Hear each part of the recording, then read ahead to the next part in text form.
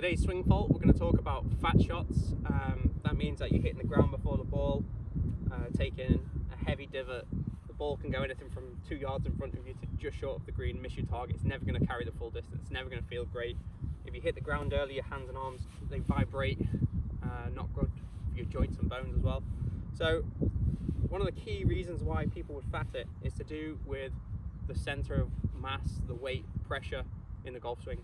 And the first thing I would say, from the setup position, if I move back, I've got this stick here to illustrate where my pelvis is, where my hips are in the golf swing. If my pelvis and my hips and my knee move out and were to touch this stick, that's already leading towards potentially heavy contact, because I'm moving my weight across to the right. My upper body's moving, my lower body's moving. Even in my right foot, if it rolls out to the outside of the right foot rather than the instep and has too much excessive roll there, that's a recipe for heavy contact. So the first thing we can do is learn to, in the backswing, to rotate, get the pressure moving nicely just into my right leg, maybe 60-70%, but also not actually physically move. I can stay very, very centered, swinging within a barrel, turn my hips, turn my chest, turn my shoulders, and not move to that line. A lot of pros will actually start near the line and will move away from the line a little bit. Very rarely do you see a golf professional, top level golf professional, move out and touch that line or penetrate that line over there. So we're taking away sway, and that goes for the spine as well and the head. So if the lower body's not moving, maybe people can move the head and the spine, also a problem. So I'm just saying, stay really, really centered. When you swing, you have to rotate, don't stay really still. Rotate your hips, rotate your chest, rotate your shoulders, but don't move lateral. That's really important.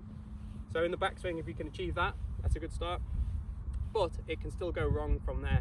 If you have a good backswing or you have bad backswing, one of the problems you can actually get the same way is leave too much weight back here on the right leg.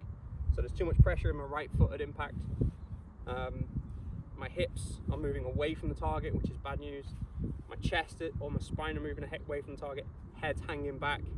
All of that stuff you can see is going to bring this into play here, hitting the ground early. So make sure we've got our backswing nice and centered, and then the key move here really comes when you rotate your body, your hips especially, then your stomach, then your chest, round to the target, and you actually relocate yourself. So don't get stuck on the right side.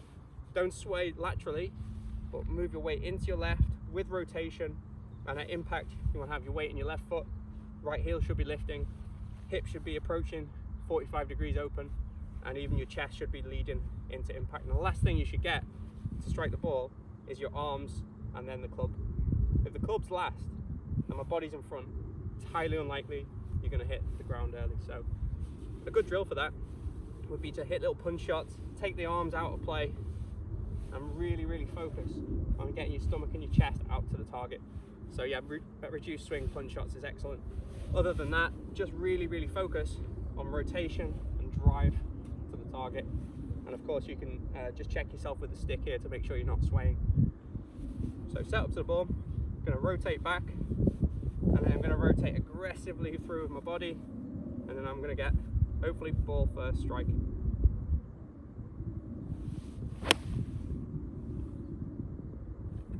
And if I finish with my weight this way and not walking back over here, that's also going to be a big advantage. I hope that helps.